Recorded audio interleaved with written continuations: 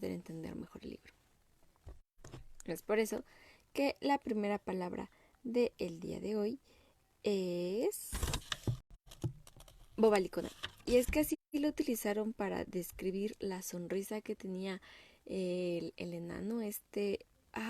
Tiene un nombre muy particular, pero no lo recuerdo en este momento como por completo. Y bobalicona significa... tiene dos significados en realidad. Pero el que más se acerca a lo que vamos a utilizar en este libro es que es propio de una persona. Es una característica muy particular y que pues te ayuda a identificarlo. Entonces, creo que podemos saber cómo era esa sonrisa que describen en el libro. La segunda palabra es escrutar y lo utilizaron para describir la forma en la que ellos revisaban en la oscuridad, perdón. Y es que escrutar hace referencia a indagar, examinar cuidadosamente o explorar algo. Entonces,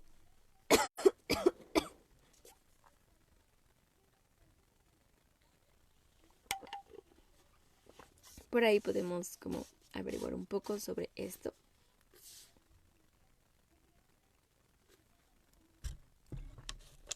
O darnos una idea. Y la tercera palabra es repiquetear. Esta la utilizaron para describir el sonido de la lluvia. Y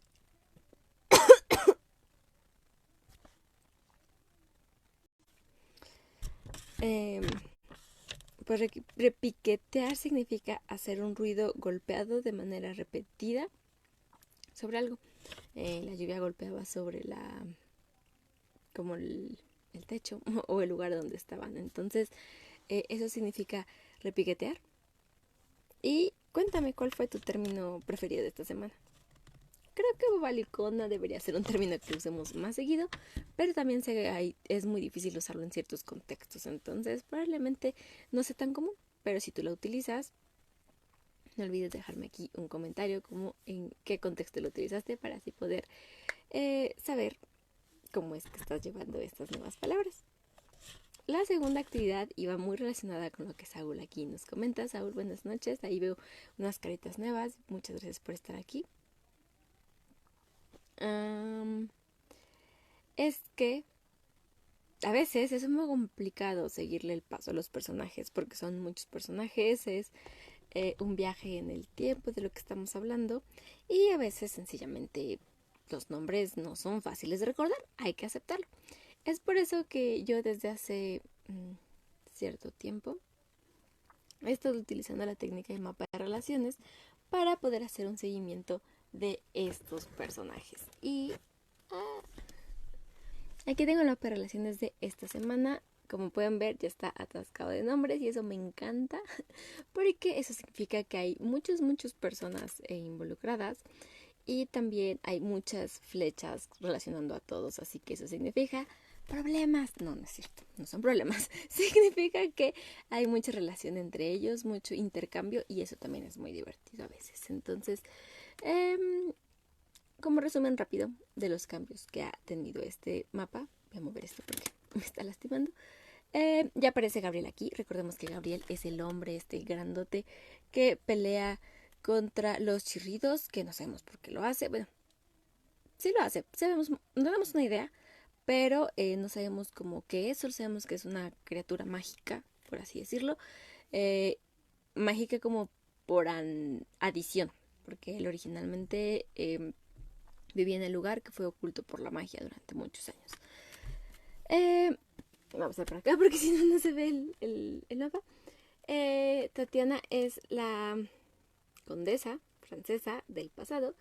Y aquí aparece un círculo que sabemos que trabaja para alguien, porque ella dice que trabaja para alguien, pero no sabemos ese nombre a ciencia cierta y nadie lo conoce. Entonces es por eso que ahí está en un círculo como, ¿quién es ese amo para el que trabaja? Y por acá Gabriel, Michael, Emma y Kate están conectados entre sí en doble sentido. Porque si bien Gabriel no trabaja como tal para ellos, ni los niños para él, sí están colaborando para poder pues encontrar el libro detener a la bruja y básicamente sobrevivir de los chirritos que los perseguían. Es por eso que están trabajando juntos ahora, les guste o no. Luego Kate tenemos que está marcada por el libro, Michael, Emma y Kate están en el pasado y aquí el Dr. Pym, no supe si poner que estaba en el pasado o en el presente porque no sabemos quién es el Dr. Pym, que ellos se encuentran en la celda número 47, pero por eso dejamos como la pregunta pendiente y ya aquí tengo algunas respuestas o algunas teorías que comentaban sobre el origen de este Dr. Stanislaus Pym en la celda de los enanos. Iba a decir duendes y seguramente me iban a venir a hacer una travesura. Y es que, a ver, hay dos teorías, vamos a leerlas.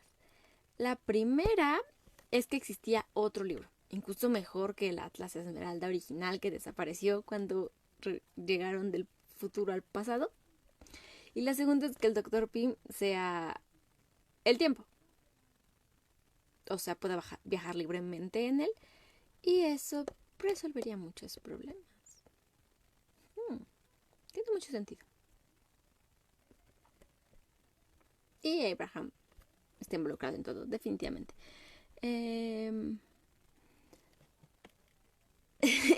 Creo que ya con esas dos teorías, la única gran interrogante que nos queda es ¿qué hace ahí?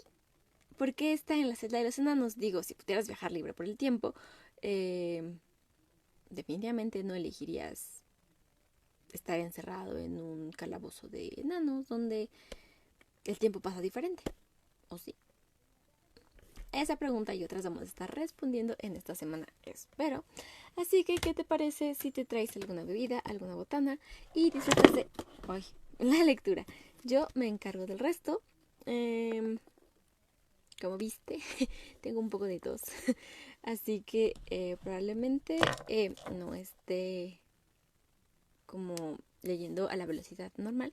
Pero no te preocupes, vamos a ir haciéndolo poco a poquito. Y de verdad agradezco tu paciencia por las pausas que tenga que hacer. De una vez te lo aviso. Pero ya sabes que esto lo hago con mucha emoción. Así que me ayudas muchísimo si en este momento compartes la lectura con alguien. Ya sea que le invites a que se siente a tu lado y disfruten la lectura juntos. O le envíes el enlace para que lo pueda disfrutar desde la comodidad de su dispositivo electrónico y así pues escuchar todos los capítulos que seguramente ya le has enviado. Muchas gracias por estar aquí, así que bienvenidas, bienvenidos. Muchas gracias por dejar aquí tu comentario, tu reacción. Recuerda que todo eso me encanta y aunque no haga alusión directa a ello, sí los leo, sí les contesto, sí, ya saben que esto sí continúa. Y pues nada, ¿qué te parece si comenzamos? Tú prepara tu maleta para irnos de viaje express, no tan express, es decir, al mundo de la literatura. Así que dejen solo tomar un trago más antes de empezar y no morir en el intento. Así que un momento.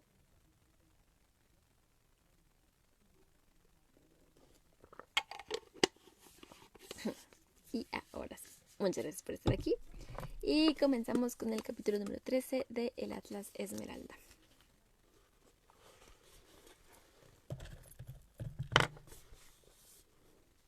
Vámonos. 12. ¿Desayuno o cena?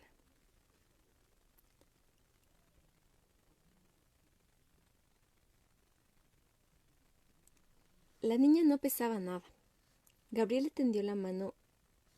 tendió de lado en el suelo de la primera sala. Tenía la camisa empapada de sangre. Gabriel, cierra los ojos. Ella lo hizo, y Gabriel aferró la punta de flecha. Por primera vez en su vida le temblaban las manos. Rompió el mástil con un chasquido brusco. Emma gimió, pero no abrió los ojos. Gabriel hizo lo mismo con el extremo de la flecha que sobresalía de la espalda de la niña. Esta vez de sus labios salió un grito. Tenía las manos entrelazadas y por las comisuras de sus ojos asomaban lágrimas. Ahora de su cuerpo solo sobresalían unos pocos centímetros de ástil oscuro manchado de sangre. Había decidido dejar la parte restante dentro. El veneno ya la había intoxicado, y al menos el ástil impedía que se desangrara. La tomó en brazos, y tomó el segundo pasillo de la izquierda, avanzando con mayor rapidez con la que se atrevía a hacerlo.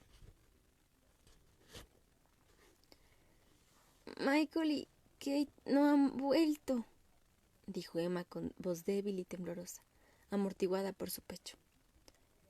Creía que volverían a buscarme. No hables, ahorra tus fuerzas. El tiempo era su peor enemigo, y Gabriel lo sabía. Tenía que sacarla de la montaña y llegar a su pueblo lo más rápido posible. La abuela Pitt, la hechicera de la tribu, la curaría. Pero, ¿sobreviviría Emma hasta llegar hasta allí? ¿Y él? El mismo veneno de la flecha estaba en la espada de los chirridos. Gabriel tenía media docena de heridas en los brazos y un gran corte en el costado, y notaba cómo el efecto del veneno le iba helando la sangre y avanzaba hacia su corazón. ¿Y los hermanos? ¿Habrían avanzado por el laberinto pensando que Emma los seguía? Tarde o temprano se darían cuenta y volverían más.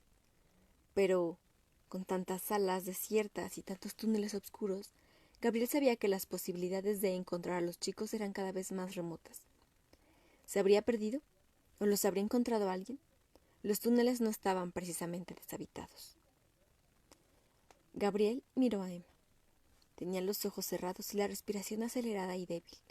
Gotas de sudor le perlaban el rostro. No conseguiría llegar viva al pueblo. Se detuvo en una sala y la tendió en el suelo.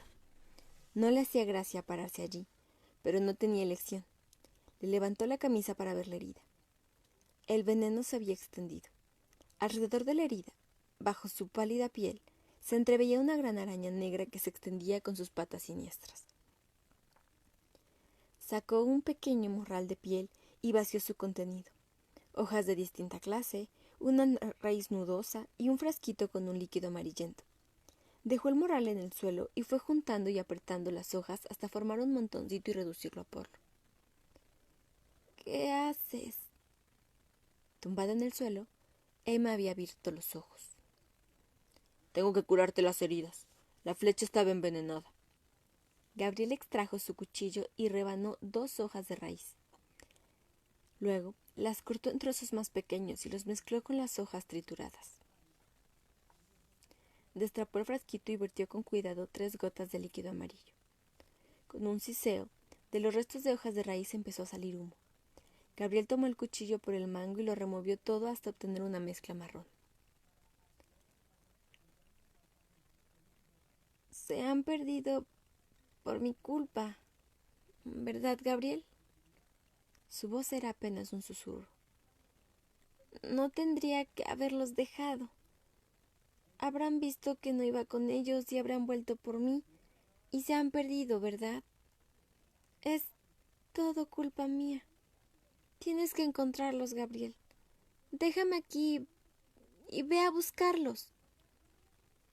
Los encontraré, aunque tenga que volver el túnel con todos los habitantes del pueblo. Introdujo el dedo en la pasta marrón de olor dulzón, como de turba, y le impregnó la piel. Pero primero tengo que cuidarte a ti. No. No protestes. Gabriel empezó a aplicarle el ungüento, y Emma se mordió la lengua para no gritar. Cuando le rozaba la herida, el bálsamo borbotaba y siseaba. Emma pensó que le estaba quemando la piel. Un poco después, cuando le pareció que podía controlar la voz, dijo: Me voy a morir, ¿verdad? Esto disminuirá el efecto del veneno, dijo Gabriel sin dejar de aplicarle el ungüento. Bueno. Ahora le estaba extendiendo la pasta por la espalda. Aún notaba la quemazón, pero la sensación resultaba lejana, como si se hubiera distanciado de su cuerpo. No tengo miedo. Pero cuando encuentres a Michael y a Kate, diles que lo siento, ¿de acuerdo? Que siento haberme escapado. Y, y dile a Michael que lo que hizo está bien. Seguramente yo habría hecho lo mismo. Y diles que los quiero. Sobre todo acuérdate de decirles eso. Gabriel le aplicó el resto del ungüento en la herida de la espalda. Había hecho cuanto estaba en su mano, y ahora que sobreviviera dependía de la propia fuerza de la niña, y de lo rápido que él consiguiera llevarla hasta el pueblo. Se detuvo un momento a mirarla allí, tendida a la luz de la lamparilla. Siempre había sido un hombre solitario. Incluso entre los suyos se sentía bastante solo. Pero con esa niña sentía un vínculo especial, algo que no había sentido nunca, con ningún ser vivo. Le posó su gran mano en la cabeza con un gesto delicado. Emma tenía los ojos cerrados. A pesar de su cura, la estaba perdiendo. Tienes un gran corazón. No vas a morirte ahora. Le apretó el pelo de la frente sudorosa. Y entonces oyó un clic, clic y miró hacia uno de los pasillos. No veía más que obscuridad, pero conocía el sonido.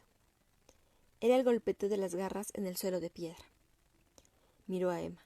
Estaba inconsciente y la bendijo. Se puso en pie. Las piernas temblorosas por el efecto del veneno se extendían por su cuerpo. Extrajo el machete que llevaba a la espalda. No había posibilidades de escapar. La criatura estaba demasiado cerca. Se quedó mirando el pasillo, aguardando a que emergiera de entre las sombras.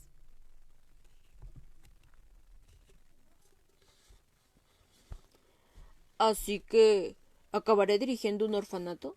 Increíble. Hay que ver qué vueltas da la vida. Kate y Michael estaban sentados sobre sendas pilas de paja frente al Dr. Pym. Entre ellos, en mitad del suelo, crepitaba el fuego que él había convertido en una pequeña y cálida hoguera.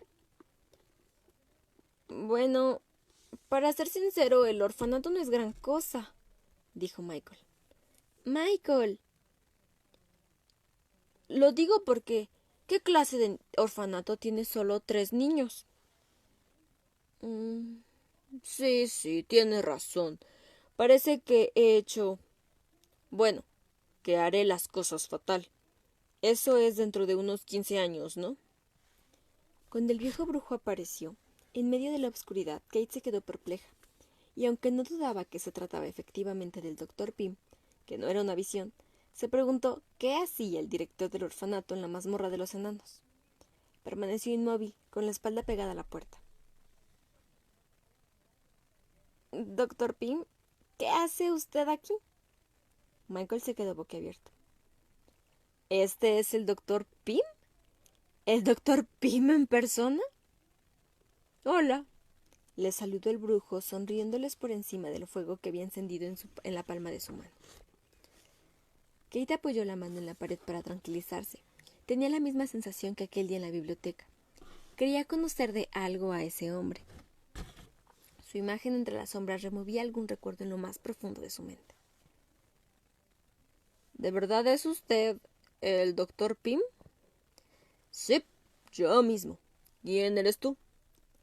Michael, nuestro hermano. No estaba el día en que nos conoció a Emma y a mí. Kate se esforzaba por mantener la calma. Tenía que estar lúcida. Emma corría peligro y si quería encontrarla necesitaba ayuda.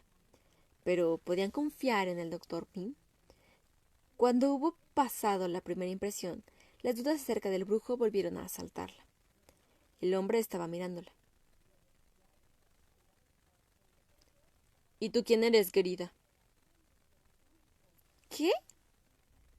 Te he preguntado que quién eres. Siempre me alegra conocer a gente nueva, pero parece que tú ya me conoces a mí. Claro, ¿no se acuerda? Nosotros nos conocimos... Las palabras se apagaron en los labios de Kate, cuando ésta se dio cuenta del error. Emma y ella no conocerían al doctor en la casa de Cascadas Cambridge hasta dentro de 15 años. El hombre que le sonreía llevaba sin duda el mismo traje de tweed que una década y media después. No sabía quién era ella. Se sintió estúpida y abatida. Quiero decir que nos conoceremos. Es complicado de explicar. El motivo por el que usted y yo no nos conoceremos es que yo me he quedado atrapado en el pasado, intentó explicar Michael. Ya veo. Bueno, no veo nada. Será mejor que se acerquen y me lo expliquen todo. Los guió hacia el interior de la celda, que era del tamaño de un cómodo salón, a base de piedra y hierro, sin una sola ventana, y montones de paja por mobiliario. El doctor Pym hizo 2 pilas de paja y les pidió a Kate y a Michael que se sentaran. Entonces hizo que la llama se deslizara de su mano. Sopló el fuego, se avivó y formó una hoguera. El hombre se sentó en otro montón de paja, cruzó las largas piernas y se sacó una pipa del bolsillo interior de la chaqueta. Bueno, empiecen por el principio. Espere. Kate había decidido pedirle ayuda. ¿Qué otra opción les quedaba? Emma se había perdido. Se lo contaremos todo, pero antes... Ah, sí. Muy bien. Vamos a presentarnos. Me llamo Stanislaus Pym, pero eso ya lo saben. He oído que tú te llamas Kate. ¿Es el diminutivo de Catherine? Sí, pero... Catherine, ¿qué más? P. Catherine P. Y este es Michael, ya se lo he dicho, pero... ¿P? ¿Como la letra? ¿Qué apellido tan raro? No sabemos cómo nos apellidamos en realidad. Mire, ya le he dicho que se lo contaremos todo, pero antes tiene que encontrar a nuestra hermana, Emma. Puede que corra un grave peligro. Se ha quedado atrás para ayudar a Gabriel. Y eso que Kate le ha dicho que no, pero siempre hace lo mismo, añadió Michael. Michael, ahora no. Lo siento, pero es una... Así que su hermana está con Gabriel. ¿Lo conoce? Ya lo creo. Y si es así, no tienen de qué preocuparse. Gabriel es uno de los hombres más válidos que he conocido en mi vida.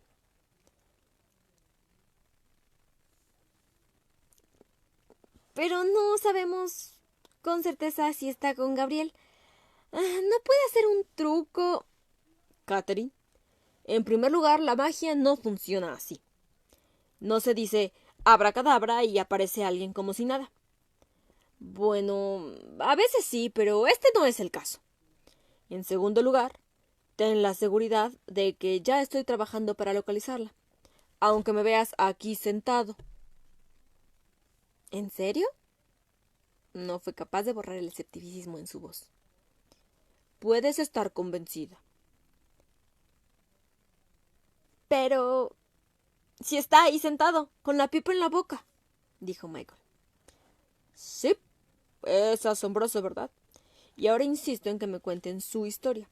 Les prometo que todo lo que me digan me ayudará a formarme una imagen más precisa de su hermana y me ayudará a encontrarla. Kate accedió. ¿Qué otra opción tenía?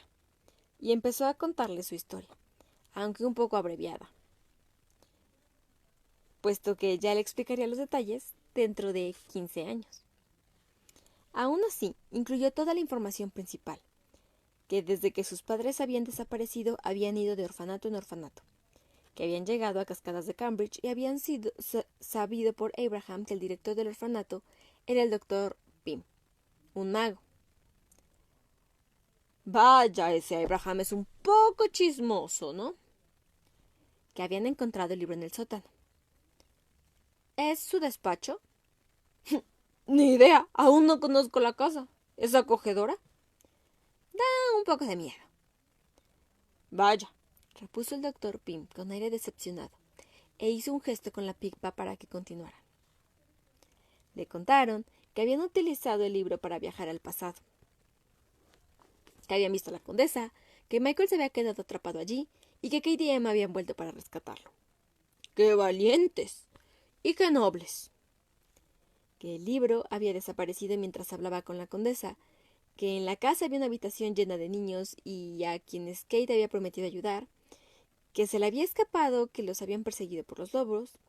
Le hablaron de Gabriel, de la carrera por los túneles, de lo que habían perdido a Emma y de que luego el capitán Robbie McClure y su tropa de enanos los habían capturado. Vaya, menuda aventura. No me extraña que estén agotados. Escuche. Sé que es un mago y probablemente sabe lo que se trae entre manos, pero a lo mejor necesita probar con otro truco, porque es evidente que Emma no está aquí. Querida, estoy haciendo todo lo que puedo, respondió el doctor Pym, mirándola por debajo de sus cejas nuevas. pero la verdad es que mis poderes están un poco mermados. ¿Qué quiere decir? Usted puede hacer magia. Rectificación. Puedo hacer magia. A veces. Esta celda... Es por el hierro, ¿no? El hierro de las paredes de los enanos. Ah, veo que sabes unas cuantas cosas de los enanos. Creo que son las criaturas más nobles, más... Está bien, Michael, ya lo sabemos. Doctor Pym, ¿qué pasa si en las paredes hay hierro? Aunque no son magos, los enanos son criaturas mágicas. Todo lo que construyen tiene magia. Cuanto más trabajo cuesta construir algo, mayores son sus propiedades mágicas. Y los enanos no tienen parangón cuando se trata de trabajar el hierro, así que cuando construyen una celda como esta, forjan el hierro de una forma que interfiere con los poderes de alguien como yo. Kate estuvo a punto de decir una cosa de la que probablemente se habría arrepentido. Algo así como, ¿entonces de qué sirve? Pero justo en ese momento se abrió la puerta, y 4 enanos entraron en la celda. Uno de ellos llevaba una mesa cuadrada de patas cortas, y los otros 3 trataban de mantener el equilibrio, unas bandejas llenas de humeantes platos de comida. ¡Ah! ¡La cena! Pero no era la cena. Los enanos le sirvieron una pila de crepes con mantequilla, bacon, pastel de carne, con queso, confitura, mermelada y miel, rebanadas de pan tostado, tazones de gachas calientes, pedazos de queso tierno, pirámides de donuts rellenos de mermelada y, finalmente, una jarra de lo que debía ser una sidra muy concentrada. Los enanos son acérrimos defensores de tomar el desayuno a la hora de la cena. Y tengo que decir que con el tiempo, la costumbre me está gustando. Gracias, amigos.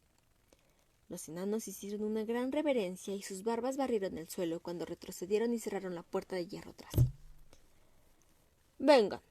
Sé que están preocupados por su hermana, pero tienen que conservar las fuerzas. Si las pierden, no servirán de nada. Además, tengo que contarles una cosa que les parecerá muy interesante. Vamos a acabar con esto antes de que se enfríe, ¿de acuerdo? Se inclinó sobre la mesa y cortó una gruesa porción de pastel de jamón con huevo y queso. Michael miró a Kate. Esta asintió y ambos tomaron posiciones junto a la mesa y se pusieron manos a la obra.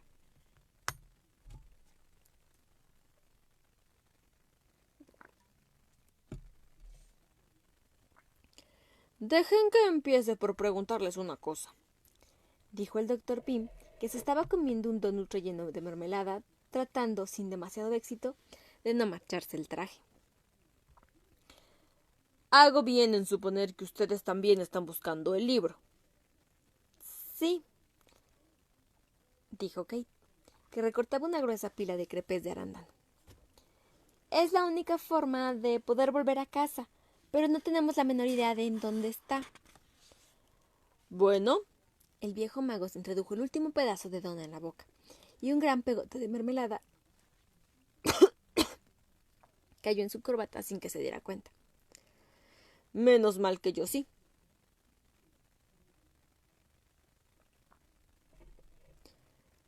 ¿Usted sí qué?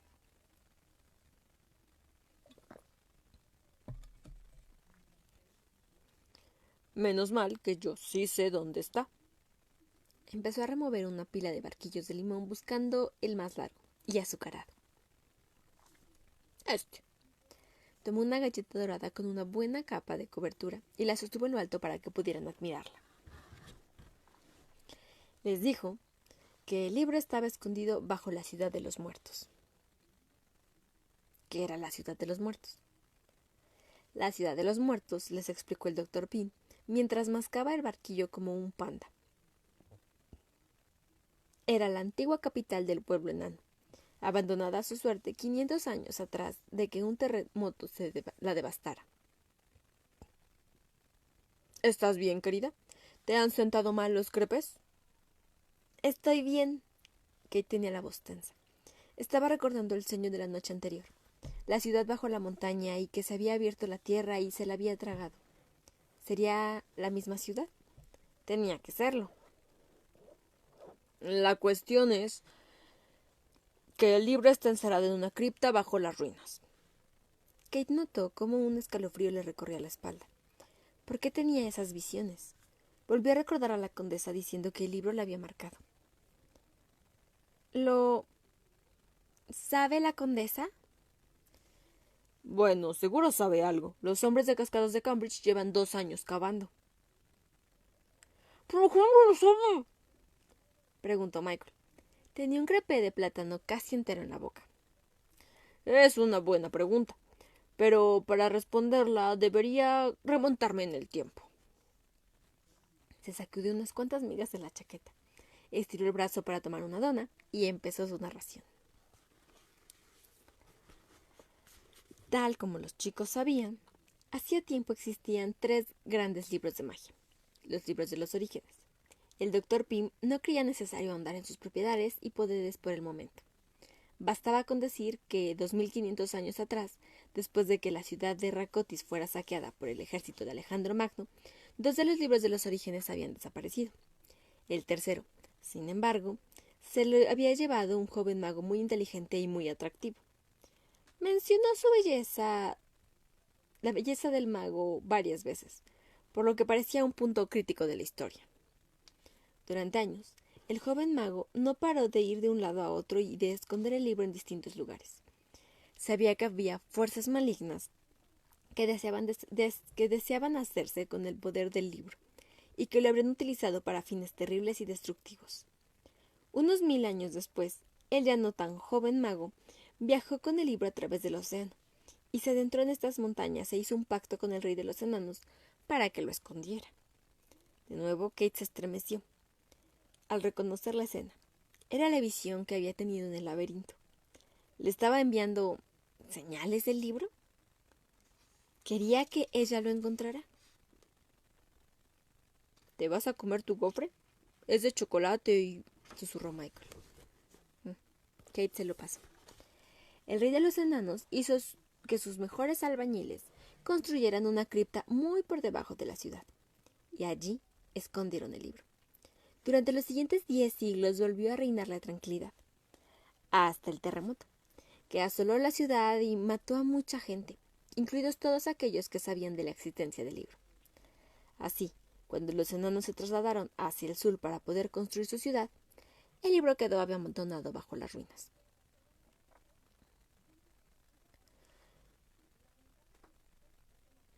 La cuestión de por qué conozco la existencia del libro y dónde está, no importa. ¿Cómo lo sabe?, preguntó Michael, incapaz de resistirse a ese tipo de detalles prácticos. Amigo mío, acabo de decir que no importa. Seguro que encontró un viejo manuscrito en la biblioteca, olvidado durante años con los demás libros sin que nadie se fijara en él. Entonces usted lo vio y se dio cuenta de que era un diario de un mago joven y... No fue así como lo supe. Ah, seguro que se lo dijeron los árboles, ¿verdad? Los robles centenarios. Entonces debían de ser unos arbolitos diminutos. Vieron al joven entrar en la montaña con el libro y usted les hizo un embrujo para que hablaran. No seas tonto, nadie puede hacer que los árboles hablen, y menos aún los robles. Son muy sosos. Pues seguro que... El mago era usted, explicó Kate. Menuda locura. Tendría que tener miles de...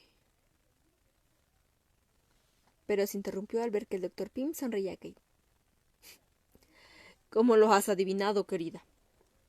Kate se planteó decirle la verdad, que de pronto se había dado cuenta de que el hombre pelirrojo de su sueño que había entregado el libro al rey de los enanos para que lo guardara era el Dr. Pym, solo que mucho, mucho, mucho más joven. Pero si le contaba eso, él empezaría a hacerle preguntas y querría saberlo todo acerca de sus visiones. ¡Cuestión de suerte! El doctor Pym se quedó mirándola y prosiguió. Les contó que al principio solía volver a la región cada pocos años, pero con el tiempo, viendo que el libro no corría peligro, sobre todo después del terremoto, cuando él era el único que sabía dónde se encontraba, sus visitas se fueron espaciando. La última había tenido lugar hacía 5 o 6 años, que fue cuando conoció a Gabriel, y descubrió, para su consternación, que corrían rumores acerca de un objeto de gran poder que se encontraba enterrado en las montañas. Era como si los habitantes hubieran empezado a notar la presencia del libro. El doctor Pym supo que tarde o temprano los rumores llegarían a oídos de quienes no debían, y empezó a buscar otro escondite. Buscó por todo el mundo. Rechazó una grata submarina por aquí, una fortaleza en la montaña por allá. Estaba en el Amazonas examinando una serie de cuevas cuando se enteró de la llegada de la condesa. Pero, para cuando regresó, la condesa llevaba 2 años trabajando. Los hombres de cascadas de Cambridge, a fuerza de golpes y latigazos de los guardias, habían cavado un laberinto en los túneles bajo la ciudad de los muertos. Aunque aún no habían descubierto la cripta, el doctor Pym presentía que ese día no estaba muy lejos. Tenía que trasladar el libro de inmediato. ¿Y qué pasa con los hombres? ¿Y los niños? ¿Por qué no los libera antes? Catherine, tus sentimientos son muy nobles, pero la seguridad del libro es lo primero. Si cayera en manos de la condesa, un número mayor de vidas correría en peligro. Kate vio que el bollo que había empezado a comerse seguía sobre la mesa. Le temblaban las manos de ira. Se dijo, ante un dilema así, ella permitiría que la condesa obtuviera el libro, si eso sirviera para salvar la vida de un niño y reunir una familia, aunque eso significara que sus hermanos y ella quedaran atrapados para siempre en el pasado.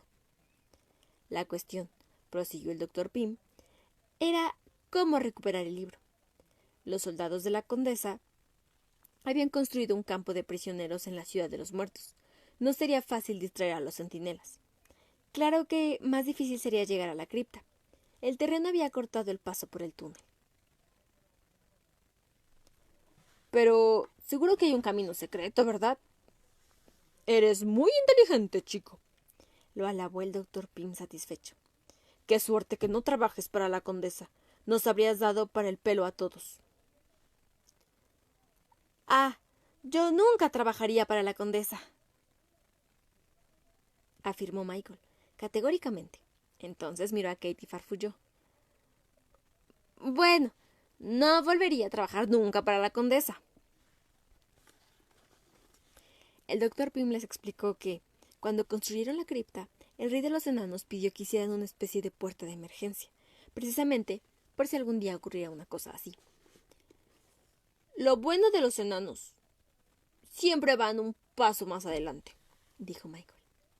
A la puerta secreta se accedía a través de una cueva que quedaba por debajo del salón del trono. Las paredes de la cueva estaban cubiertas de una especie rara de líquen que en la oscuridad emitía un brillo dorado. Si se llegaba a esa cueva, se podía acceder a la cripta. ¿Y cómo se llega a la cueva? Ese, querida, es precisamente el problema. El terremoto lo derrumbó todo. Los túneles, los pasadizos, todo. Aunque logré colarme en la ciudad de los muertos, no fui capaz de dar con la entrada. Dios mío, ¿han probado esto? Sostenía un grueso donut relleno de crema, al que acababa de dar un bocado. Usted ha tomado el último, dijo Michael de mala gana, llevando rato fijándose en el donut. Oh, lo siento. Partió el donut a la mitad. Y a pesar de la falta de pulcritud, Michael apreció el gesto. Así... ¿Qué hizo? Bueno, me di cuenta de que necesitaba un guía. Alguien que supiera moverse por los túneles que había debajo de la ciudad de los muertos y reconociera la cueva que describía. Y vine al único lugar donde encontrar a alguien con esa característica, la corte de los enanos. ¿Has comido bastante? Estupendo, creo que es la hora del té. El doctor Pym inclinó la pequeña tetera de hierro y sirvió 3 tazas de líquido ambarino y caliente mientras les advertía que tuvieran cuidado de no quemarse la lengua. Comentó que, aunque tenía su parte mala, el hierro de los enanos era buenísimo para hacer cafeteras. Luego se puso cómodo, llenó la pipa de tabaco, prendió una cerilla, aspiró la pipa hasta que hubo encendido y exhaló una enorme bocanada de humo con sabor de almendra. Hemos llegado a la segunda parte de la historia, la de Hamish. El doctor Pym dio un delicado sorbo al té. Hasta hace poco los enanos de esta región tenían una reina, una mujer justa y sabia que era muy querida amiga mía. Durante una última visita, hace unos 5 años, me aseguró que a su muerte su hijo pequeño se convertiría en rey. El chico reunía todo lo que debía ser un futuro rey. Era bueno, sincero, contaba con todas las cualidades que, aunque aburridas, se requerían. Su otro hijo, el mayor, era una bestia, una criatura incontrolable y muy poco higiénico. Todo el mundo veía claramente que como rey sería un desastre. Pero, cosas de la vida, poco después de mi visita, la reina murió sin dejar testamento. O al menos no lo encontraron. Así fue como Hamish se convirtió en rey en vez de Robbie. ¡Espere! ¿Se refiere al capitán Robbie? Ah, sí. Han dicho que conocían al capitán Robbie. Hamish y él son hermanos, aunque se parecen menos que el día y la noche. Menos que... Sí, el día y la noche es una buena comparación. Bueno, Hamish no llevaba mucho tiempo ejerciendo de rey cuando apareció en la corte la condesa con sus Morumkadi. Lo llenó de regalos y promesas y le pidió permiso para excavar la ciudad de los muertos. No le contó lo que buscaba. De hecho, dijo que ni ella misma lo sabía, que según la leyenda era un objeto mágico que se había perdido. Pero le prometió que cuando encontrara el objeto misterioso en cuestión, lo compartiría con él. Y el rey le dio permiso. ¿Acaso es idiota? Probablemente. Aún así no tardó bastante en darse cuenta de que la habían engañado, de que la condesa sabía muy bien lo que buscaba y que no tenía la menor intención de compartirlo. Deben de preguntarse por qué Hamish no se sirve de la fuerza para volver a hacerse con la ciudad. Después de todo, su ejército sobrepasa en mucho al de la condesa. De momento solo diré que tenía buenas razones para evitar una confrontación directa. Así se quedó sentado en su trono, floreciéndose, literalmente, porque el muy marrano nunca se baña. Y así lo encontré yo. Estaba celebrando una de sus fiestas interminables. Creo que muy payaso pensó que había ido a felicitarlo por su ascenso al trono. ¿Qué me traes, mago? Esas fueron sus primeras palabras. Yo le respondí que, más que llevarle un regalo, había ido a buscarlo. Ah, ¿en serio? ¿Es que estamos en Navidad?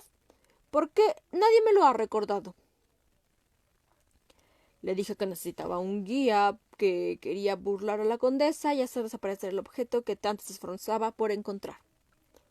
Había pensado en inventarme una historia para ocultar mi verdadero plan, pero vi a Hamish tan a la expectativa que enseguida habría descubierto mi ardid.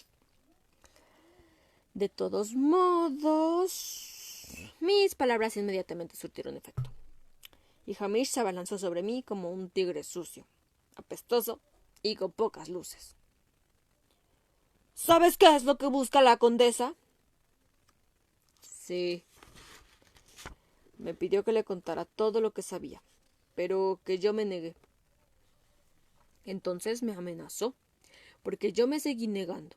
Montó en cólera y empezó a gritarme, a escupirme, a arrojarme platos a la cabeza. Volcó la mesa y le propinó un puñetazo al ministro de Cultura. Hizo un berrinche como no he visto uno igual, mientras no paraba de asegurar a grito limpio que, puesto que el objeto estaba enterrado en su tierra, pertenecía a los enanos, lo que significaba que era suyo y de nadie más. Tiene parte de razón. Ya le dije a Hamish que los enanos solo eran los encargados de custodiar el objeto, pero que no les pertenecía. ¿Así que te niegas a ayudarme? ¿Crees que yo puedo hacerte daño? ¿Crees que no puedo hacerte daño, mago? ¿Eso es lo que crees? ¿Sin vergüenza? Eres un viejo estúpido.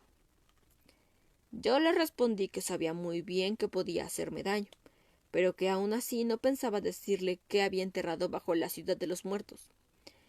Y así, el doctor Pym separó las manos para señalar las paredes de la celda. Fue como acabé aquí. Todo esto sucedió hace 4 días. Los chicos guardaron silencio, con las tazas de té todavía humeantes entre las manos, pensando en todo lo que les había contado el doctor Pym. Michael le preguntó si tenía una llave para entrar en la cripta. El viejo mago sonrió. Menos mal. Pero ya he hablado mucho por esta noche. Están cansados y necesitan dormir. Algo me dice que mañana van a hacernos falta las fuerzas. Pero, ¿y Emma? Kate había escuchado todo lo que había contado el doctor Pym sobre el traslado del libro, la cripta, Hamish, pero su paciencia llegaba a un límite. Ha dicho que le estaba buscando. ¿Dónde está? ¿Está a salvo? ¿Está por lo menos viva? ¿Nos lo va a decir o no? Corría un gran peligro, pero ya lo ha superado. Ahora está en el pueblo de Gabriel y la hechicera la está curando. Te aseguro, querida, que tu hermana está a salvo. Por un momento, Kate y Michael se quedaron mudos de asombro. ¿En serio? Sí. ¿Quieren verlo? Muy bien. Y de pronto, Kate sintió como si tuviera el cuerpo lleno de arena. Le pesaba muchísimo los brazos y las piernas. No podía levantar los párpados. Se esforzó por permanecer despierta. Entonces notó que Michael se desmoronaba contra ella. Pero nosotros... Se durmió antes de caer tendida sobre la paja. Mientras dormía, soñó que estaba en el laberinto volando por uno de los pasillos oscuros. Frente a sí, vio la luz que procedía de una sala. Avanzó hacia ella, salió del túnel, y la escena que apareció fue más terrible que la peor de sus pesadillas.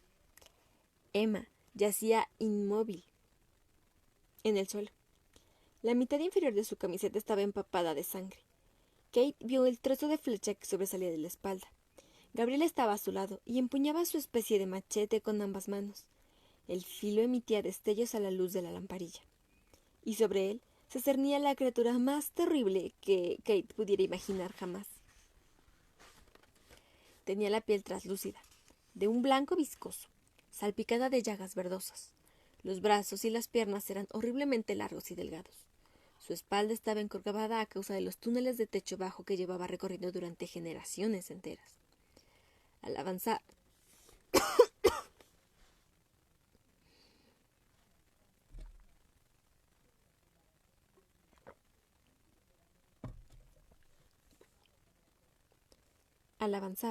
golpeteaba el suelo con las garras.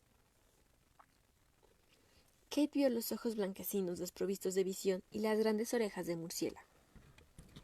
El Salmaktar emitió un ruido siseante y gutural y se abalanzó sobre Gabriel con las garras extendidas. Kate quiso gritar, pero de su boca no salió sonido alguno. Gabriel avanzó blandiendo el arma sobre su cabeza, formando una brillante parábola. El hombre y el monstruo se encontraron en la mitad de la sala, y Kate notó que el pecho se le encogía de miedo.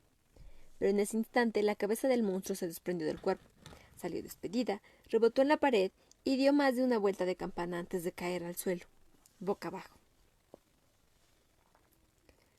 Durante un rato no hubo movimiento alguno. Ni siquiera el cuerpo decapitado se inmutó, hasta que, poco a poco, se desplomó. Gabriel limpió la sangre de su arma y se disponía a volver junto a Emma, cuando un sonido llamó su atención. Kate también lo oyó. Clic, clic. Clic, clic. Primero, el sonido procedía de uno de los pasillos oscuros, luego de otro, luego de otro.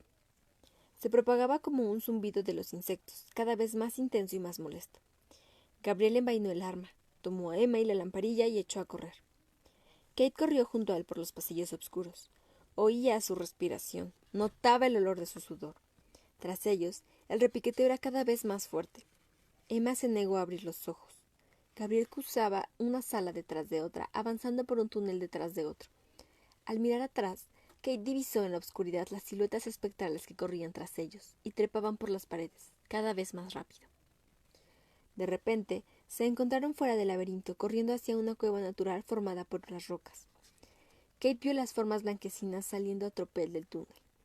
Gabriel tropezó y a punto estuvo de caerse, y de ser así, los Salmaktar se habrían lanzado sobre él para clavarle las garras y los dientes. Pero consiguió levantarse a tiempo, cruzar un arroyo y entrar a toda prisa en el otro túnel corto. Luego salieron del túnel y de la montaña. Kate notó el frío de la noche en el rostro y vio la luna llena en el cielo. Y a pesar de que no era más que un sueño, se llenó los pulmones de aire fresco y limpio de la noche. Gabriel se detuvo y miró atrás. Kate no veía a las criaturas, pero oyó desatarse su furia dentro del túnel cuando por algún motivo no lograron salir. Gabriel enfiló un camino que descendía por la ladera de la montaña. En el valle, Kate vio las hogueras bailando en la oscuridad y supo que se trataba del pueblo de Gabriel. Emma estaba a salvo. Kate se despertó al percibir el olor de tabaco del Dr. Pym. Buenos días. Han dormido 9 horas. Ya me parecía a mí que estaban agotados. Kate se frotó los ojos. El fuego se estaba apagando. Michael seguía dormido sobre la paja. He tenido un sueño rarísimo. ¿En serio? Me muero porque me lo cuentes. El Dr. Pym esbozaba su afable sonrisa envuelto en humo. Los he estado analizando a ti y a tu hermano. Dicen que no conocen a sus padres. Yo tengo un vago recuerdo, pero no sé ni sus nombres. ¿Por qué? El Dr. Pym golpeó la pipa contra el suelo de piedra para vaciarla y se la guardó en el bolsillo. Hablaremos de eso más tarde. Será mejor que despiertes a Michael. Llegarán de un momento a otro. ¿Quién es? Kate se sentía mareada, como si aún estuviera soñando. ¿Había sido un sueño? Le parecía tan real. ¿Y por qué el Dr. Pym le preguntaba por sus padres? Se oyó el ruido de un candado. La puerta se abrió y el capitán Robbie McClure entró en la celda. ¡Vamos! ¡Arriba! El rey quiere verlos.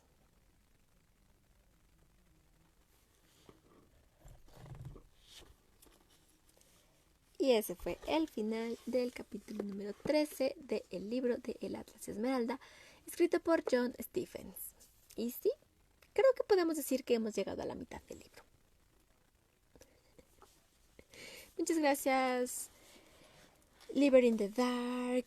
Por acá veo más personas, déjenme ver. Tour Literario, muchas gracias por estar aquí. Saúl. Ya por fin nos respondieron quién es este Dr. Pym. Pero la pregunta que quiero hacer el día de hoy es: ¿por qué Hamish está en el trono y no Robbie McClure? Ya nos dijeron que Robbie iba a tomar el lugar y que Hamish por algún motivo llegó a ese puesto. Y también que no había testamento, pero parece ser que la reina ya estaba muy decidida a que el heredero sería Robbie. ¿Qué fue lo que pasó? ¿Qué te imaginas que sucedió? Creo que podemos decir que los viajes en el tiempo existen. Ya, eso quedó muy claro. Podemos decir que los hermanos muchas veces están implicados en cosas del pasado que afectan el futuro. Así que, ¿por qué te imaginas tú que Robbie terminó siendo como el guardia y Hamish el rey? Si yo tuviera que contestar esa pregunta, diría que el principal motivo por el cual Robbie terminó siendo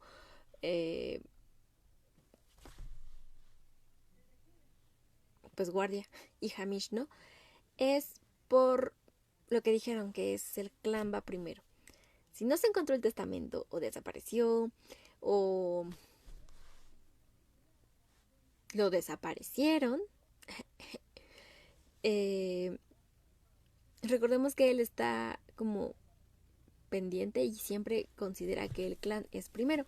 Así que si el bien del clan o de las tradiciones del clan era dejar que Hamish tomara el puesto, que le correspondía por nacimiento probablemente. Es por eso que él se quedó ahí, pero no significa que él esté de acuerdo, porque como dijo en el capítulos pasados, Robbie no trabaja para la condesa y no está en sus planes hacerlo, así que probablemente fue para mantener la paz dentro de la familia, aunque eso no haya traído paz. Gracioso. Pero bueno, esa es mi teoría. Si a ti se te ocurre alguna otra, por favor no olvides dejármela aquí en los comentarios. No importa si ya viste este capítulo conmigo, si lo estás viendo después, 3 años. La verdad es que a mí me gusta mucho recordar los viajes que hemos hecho. Por acá ya tenemos algunos comentarios. Voy a empezar a leerlos. Dice: lo sabía, el Dr. Pym es de ese tiempo, es decir, el Dr. Pym del pasado y no del futuro. Lo sabía por 2. Ay, ya me perdí. Aquí está. El Dr. Pym sabe dónde está el libro y por eso lo tenía en la casa en el futuro, pero no pensé que fuera aquel joven y hermoso mago. Sí, creo que si no hubiéramos tenido de todos modos la visión de Kate como referente, creo que podríamos haber adivinado quién era ese joven y hermoso mago de la historia. Tiene razón, eso lo delató, pero en definitiva aquí el Dr. Pym tiene mucho que decir y que ver con todo lo que está pasando. Así que creo que el hecho de que Kate y Michael se lo hayan encontrado, a pesar de que sea un accidente, probablemente sea un buen accidente. El mejor accidente que han tenido en sus vidas. Porque así ya lo van a conocer y probablemente cambien el futuro y probablemente eso tenga algo que ver con la historia que nos falta leer. La verdad es de que creo que estos accidentes no son accidentes, más bien probablemente esté escrito en el tiempo y no sé, eso puede que sea peligroso, pero bueno, ya veremos qué es lo que pasa con el Dr. Pym y Abraham, porque recordemos que Abraham también anda por ahí suelto, o al menos ahí estaba en algún punto de la historia, ¿verdad? Ya averiguaremos. Lo que aquí también mencionan y es que el Dr. Pym dice que puede hacer magia a veces y que no puede traer a Emma como con sus hermanos, que considerando las situaciones de Emma, creo que no lo vamos a molestar por eso, pero como no puede hacer magia, pero sí puede transportarlos en sueños hacia afuera. No sé, creo que hay algo que no nos están contando de la magia del Dr. Pym y probablemente esté ligada al Atlas Esmeralda, porque si él lo tomó y lo guardó, probablemente también conozca sus secretos. Y es aquí cuando pregunto, ¿el Dr. Pym de verdad es bueno o solo es otra persona como la condesa, solo que 15 años después? ¿De verdad quería guardar el secreto y la magia? ¿O solo le convenía que esa magia no existiera por los últimos miles de años? No quiero empezar a pensar cosas feas porque ya suficiente fue con la manera en la que empezó este capítulo y no quiero llorar otra vez en una lectura. Así que eso ha sido todo por el día de hoy. Muchas gracias por estar aquí, muchas gracias por acompañarme en esta hora de lectura casi. Entonces espero que la hayas disfrutado y espero que actives las notificaciones para que te avise en el momento en el que yo empiece a transmitir y no te pierdas de nada de esta historia que realmente nos está haciendo dudar hasta de nuestra propia sombra. Yo no quería hacerte dudar del Dr. Pym, pero ya no se sabe con estos libros. Tenemos 15 libros antes de este que nos han hecho dudar hasta de nosotros mismos, así que ¿por qué no empezar a dudar desde ahorita del Dr. Pym y no encariñarnos con él y que después nos traicione? Porque eso no pasa, ¿verdad? Nos ha pasado en muchos libros. Así que, perdón, pero creo que es algo que tenemos que tener en la mente, dado que por algún motivo cuando llegas a la mitad de un libro, la segunda mitad solo se va más rápido. Así que Yo he disfrutado mucho de estos videos, pero sí tengo que decirte que estamos llegando al final. No ahorita, pero sí estamos llegando al final.